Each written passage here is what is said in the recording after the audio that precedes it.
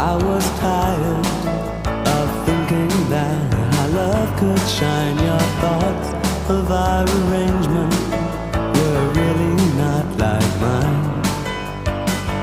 I thought it over, and it was plain to see the love you said you once needed could just not come from me.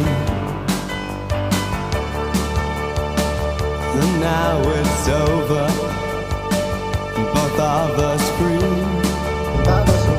But I feel colder.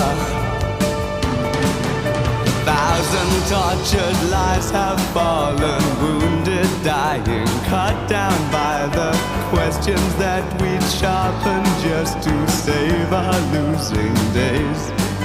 We thought with